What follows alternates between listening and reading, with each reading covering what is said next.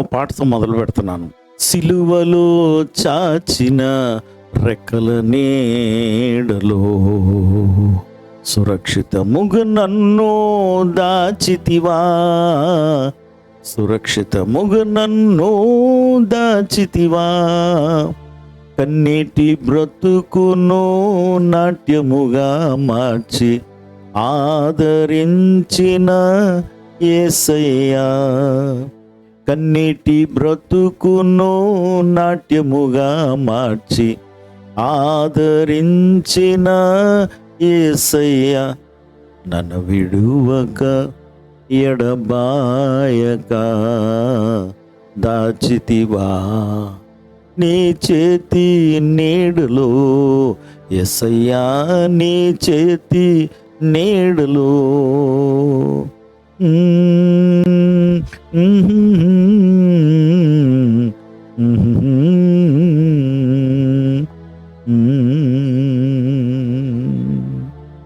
ఏంటండి ఈరోజు పాటతో మొదలు పెట్టారు అనుకుంటున్నా. కన్నీటి బ్రతుకును నాట్యముగా మార్చి. ఇర్మియా 31వ అధ్యాయము 13వ వచనంలో ఇర్మియాతో దేవుడు మాట్లాడి ప్రవచించాడు. ఏమంటున్నారంటే, విచారమును కొట్టివేసి, విచారము కొట్టివేసి, ఏంటి విచారము, I will cancel the sadness. విచారమును కొట్టివేసి నేను వానికి ఆనందము కలుగు చేసేదను, నేను వానికి ఆనందము కలుగు చేసేదను. గనుక కన్యకులను యవనులను వృద్ధులను కూడా నాట్యమందు సంతోషించెదరు. దేవుని బిడ్డలారా, instead of weeping I will give them a garment of praise అని యెషయా భక్తుడు అంటాడు. ఇదే మాటనే. ఒక ఇన్సిడెంట్ బైబిల్లో, ముగ్గురు కలిసి ఉంటున్నారు, ఇద్దరు అక్క చెల్లెళ్ళు, తమ్ముడు.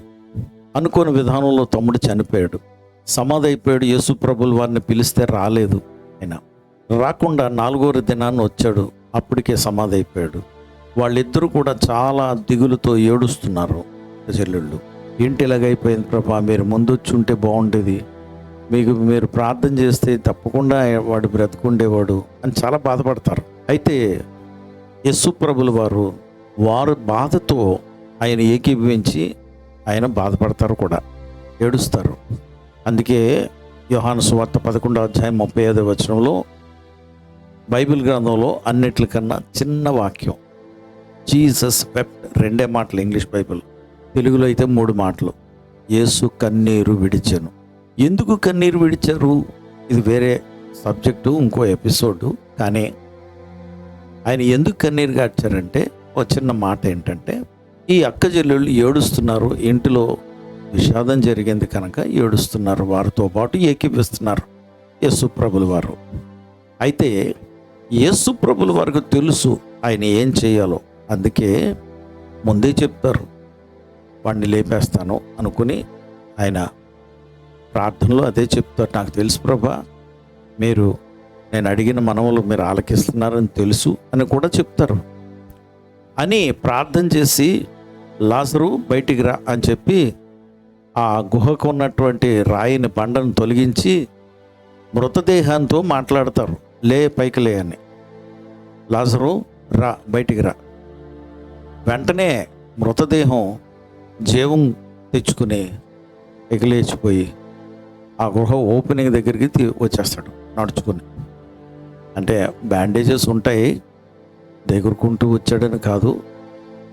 ఈ షఫుల్డ్ అంటే కాళ్ళు కట్టేసి ఉంటే ఎలా నడుస్తారు, అదే అనమాట. అలాగా ఇప్పుడు ఆ ప్రేత వస్త్రాలు తీసివేయండి అని కూడా యేసుప్రభు వారు చెప్తారు. అందరూ ఆశ్చర్యపోతున్నారు, విస్మయం పొందుతారు. ఈ ఇద్దరు అక్క చెల్లెళ్ళకి ఎలా ఉంటుందో ఒకసారి ఆలోచించండి. ఎలా ఉంటుందండి? అద్భుతం, సంతోషం, ఆనందం. వెంటనే విందు పెట్టిస్తారండి. యోహాను 12లో విందు ఉంటుంది. ఏంటంటే, చచ్చిపోయిన మా తమ్ముడు బ్రతికాడు అనే విందు. కనుక ఇప్పుడు కన్నీటికి బదులుగా దేవుడు ఏం చేశారు? నాట్యము. కన్నీటికి బదులుగా ఏమిచ్చారు? ఆనంద వస్త్రం, ఉల్లాస వస్త్రం. సంతోష వస్త్రం. దేవుని బిడ్డలారా, ఈరోజు ఉదయం దేవుడు మీకు ఏ విషయం మీరు బాధపడుతున్నారో, ఏ విషయం మీరు కన్నీరు కారుస్తున్నారో, ఏ విషయం మీరు ఎంత దుఃఖపడుతున్నారో, మీ కుటుంబంలో అవమానకరమైనటువంటి విషయం జరిగిందా, అది ఏంటో ఎవరికీ చెప్పుకోలేకపోతున్నారు, సమాజంలో తలెత్తుకోలేకపోతున్నారు, దాని గురించి యేసుప్రభు వారు చెప్తున్నారు. ఐ సా యువర్ వీపింగ్, నీ కన్నీటిని నేను చూశాను, నేను నీకు ఉల్లాస వస్త్రం ఇస్తున్నాను, నీకు సంతోషం నేను పుట్టిస్తాను. దేవుని బిడ్డలారా, నీకు సంతోషం పుట్టిస్తాను అంటే ఏంటి అర్థం? నువ్వు దేని గురించి అలా బాధపడుతున్నావో ఆ బాధకి కారణమును నేను అడ్రస్ చేస్తానంటున్నారు. అంటే ఆయన జవాబిస్తానంటున్నారు, ఆయన మాట్లాడతానంటున్నారు, ఆయన మధ్యవర్తిగా ఉండి సమాధానపరుస్తానంటున్నారు, ఆయన సొల్యూషన్ ఇస్తారు, ఆన్సర్ ఇస్తారు. దేవుని బిడ్డలారా, ఆయన ఎన్నో మార్లు నాకు అలాగా సంతోషం కలుగు చేశారండి. ఎన్నో విషయాలు, చాలా దుఃఖకరమైనటువంటి పరిస్థితుల్లో ఏం చెయ్యాలో తెలియక ఏడుస్తున్నప్పుడు దేవుడు నా కన్నీటిని చూసి, నా బాధను చూసి నాకు జవాబిచ్చి, ఉత్తరం ఇచ్చి, నాకు ఆ సమస్యను పరిష్కరించి ఆనందం ఇచ్చారు. ఎన్నో విషయాలు. బ్యాంకులో నా మీద నేరాలు మోపి సిబిఐ వాళ్ళకి అప్పచెప్పేశారు, కేసు పెట్టారు నా మీద. 7 సంవత్సరాల కేసు అండి. అందులో A1, నేను అక్యూజ్డ్ 1. ఖచ్చితంగా నా మీద శిక్ష పడిపోద్ది. కాన్ఫిడెంట్గా ఉండేవాడిని, ప్రార్థన చేసేవాడిని.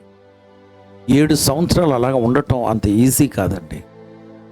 7 సంవత్సరాలే ఈజీ కాదంటున్నాను. అబ్రహాం అయితే 25 సంవత్సరాలు వెయిట్ చేశాడు. దేవుడు వాగ్దానం నెరవేరుస్తాడని విశ్వాసంతో కనిపెట్టాడు. నా 7 సంవత్సరాల తర్వాత నా ఒక్కడి మీద కేసు కొట్టేశారు. ఎందుకు ఆయన మీద కేసు పెట్టారు? ఆయన ఏం చేయలేదు కదా, మీరు రుజువు చేయలేకపోయారు, ఆయన ఏం తప్పు చేయలేదు, అయ్యా మీరు వెళ్ళిపోండి, మీ మీద కేసు కొట్టేశారని చెప్పినట్లు. దేవుని బిడ్డలారా, నా సంతోషం చెప్పలేనండి మాటల్లో. నేను ఒక వ్యక్తిని చంపేశానని, ఓ వ్యక్తిని కిడ్నాప్ చేసేసానని, సభ్యకరంగా పదజాలం చాలా చెడ్డ మాటలు చెప్పేశారని పోలీసుల కేసుల్లో వచ్చి నా దేవుడు నా చేయి పట్టుకొని తీసుకొచ్చాను. దేవుని బిడ్డలారా, నేను తప్పు చేసినటువంటి వ్యక్తిని నేను అనటం లేదు. నో, అంత మాత్రాన్ని నేను అమాయకున్నాను కూడా నేను అనటం లేదు.